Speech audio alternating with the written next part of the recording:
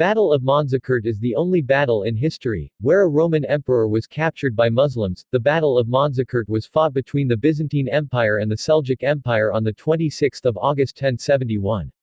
It was the beginning of an end to the Byzantine Empire. This battle is significant in Islamic history as it had enabled the entry of Islam in Anatolia, the modern-day Turkey. The decisive victory of Muslims played an important role in weakening Byzantine authority in Anatolia and Armenia. The first battle between Muslims and Romans was fought in 636 under the leadership of Khalid bin Walid. Since then, the Roman Empire had lost plenty of land in the hand of Muslims. Muslims was at its greatest extent in the reign of Abbasid Caliphate after capturing all of the Middle East and northern Africa. Soon Abbasid Caliphate weakened and empire was divided into many small empires. In 945 Buid Empire captured Baghdad, the capital of Abbasid Caliphate. In 1037, a Turkmen named Tural united all the Turk tribes and led them in the conquest of eastern Iran. All these tribes traced their ancestry back to a single ancestor named Seljuk. He later established the Seljuk Empire after taking Persia and retaking Baghdad from Buid dynasty. The Seljuk Empire came in contact with the Byzantine Empire and Fatimid Caliphate at the same time. In 1054, forces of the Seljuk Empire confronted Byzantine for the first time. After the death of Tural, a new young Sultan Alp Arslan took the throne.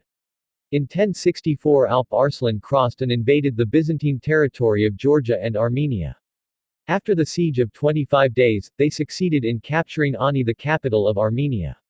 Various Byzantine castles were captured by the Seljuks. In 1067, Emperor Constantine X of Dukas died and was succeeded by a military general Romanos. Emperor Romanos wanted to take the land back from the Seljuks. In 1068, new emperor confronted the Seljuk Empire near Tefrik where he gained a complete victory. Romanos further attacked the Seljuk army 3 times and succeeded in driving Turks across Euphrates. Small attacks from Seljuk army on the Byzantine land got momentum and it became difficult for the Byzantine to tackle them.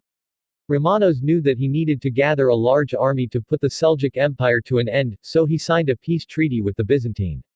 Alp Arslan had to accept this proposal as he cannot fight with Fatimids and Byzantine at the same time. Politically, Fatimid Caliphate controlled Syria, a space that is contested by Byzantine and Seljuks. After the treaty, Sultan Alp Arslan went on an expedition against the Fatimid Caliphate. One thing to understand is that the Seljuk Empire consisted of various tribes.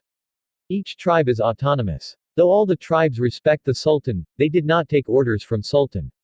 Even the Sultan made a peace agreement with Byzantine. These small tribes continued raiding Byzantine land. On the other hand, Emperor Romanos kept on recruiting soldiers and mercenaries. Eventually, he gathered a large force to deal with Seljuks. In February 1071, the emperor sent an envoy to Sultan to renew the treaty, and the Sultan happily agreed. Alp Arslan, who was currently at the siege of Edessa, abandoned the siege and led his army to attack Fatimid-held Aleppo. It was a cunning move from the emperor to distract the Seljuk Sultan. Emperor Romanos now led a large army into Armenia to recover the lost fortresses.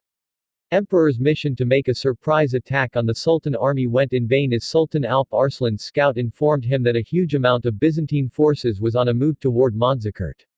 He abandoned expedition against Fatimids and swiftly moved to Persia to gather more force. The speed and mobility with which Seljuks were able to move played a decisive role in the results of the battle. Emperor divided his army into 2. Almost 40,000 stayed with the emperor to capture Manzikert, while around 30,000 moved to the western bank of Lake Van. Emperor believed that Sultan will use the path of Syria to attack them, so he ordered his army to intercept Sultan's army near the western bank of Lake Van. Byzantine army was surprised when Sultan attacked from the eastern bank of Lake Van and ended up being behind the Byzantines. Sultan knew that Byzantine army was waiting for his army. So he attacked them from a direction they cannot imagine.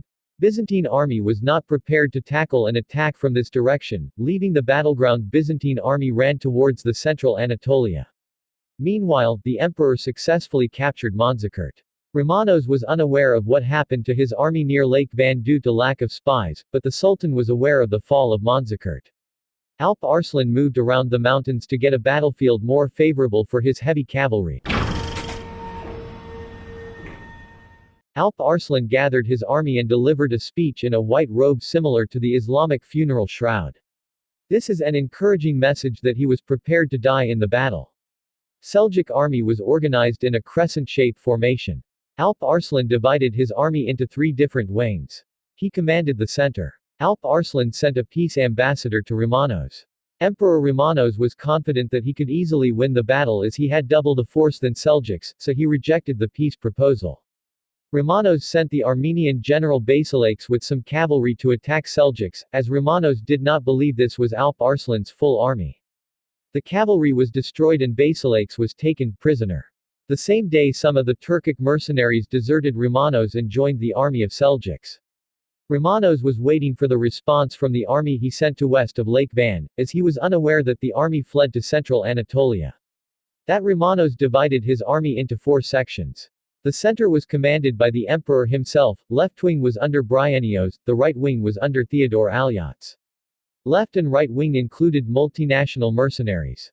The rear section was headed by a member of the Dukas family which was feuding with Emperor Romanos. The purpose of the rear group was to support the position that was in the most danger. Entrusting such a responsibility to his enemy was Romanos's biggest mistake. Byzantine center, left and right wing moved forward to attack Seljuks. As the Romanos army drew closer, Seljuk army tried to avoid the battle using hit-and-run tactics. Seljuk archers attacked the Byzantines as they drew closer. The center of their crescent continually moved backward while the wings moved to surround the Byzantine troops. The center wing of Byzantine was able to capture the camps of Seljuks as Seljuks were continuously trying to avoid the battle. As the night getting closer, Romanos ordered his army to retreat to his fortified camp.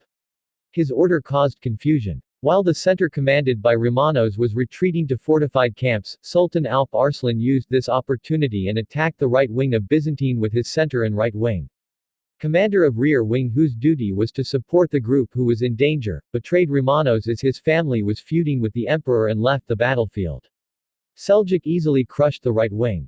The left wing of Byzantine held out a little longer, but soon it was convinced that the emperor was dead and so they retreated towards Manzikert. Only the center of the Byzantine Empire under the command of Romanos left in the battleground. Sultan Alp Arslan attacked it with its full force. By nightfall, this group was crushed and Romanos was captured and brought in front of the Sultan. When Emperor Romanos was conducted into the presence of Alp Arslan, the Sultan refused to believe that the bloodied and tattered man covered in dirt was the mighty emperor of the Romans. After discovering his identity, Alp Arslan placed his boot on the emperor's neck and forced him to kiss the ground. A famous conversation is also reported to have taken place. Alp Arslan asked Romanos, "What would you do if I were brought before you as a prisoner?" Romanos replied, "Perhaps I'd kill you, or exhibit you in the streets of Constantinople." Alp Arslan said, "My punishment is far heavier. I forgive you, and set you free."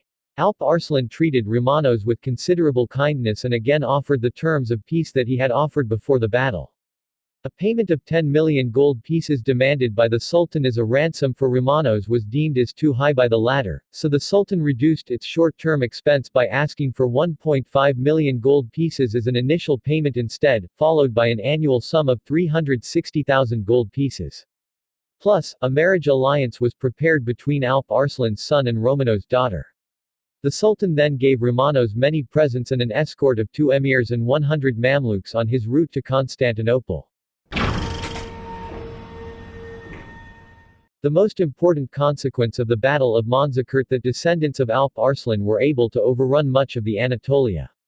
By 1078 Sultan Ibn Qutulmush was able to add Nicaea into his domain. Battle of Manzikert is pivotally important in the decline of the Byzantine Empire.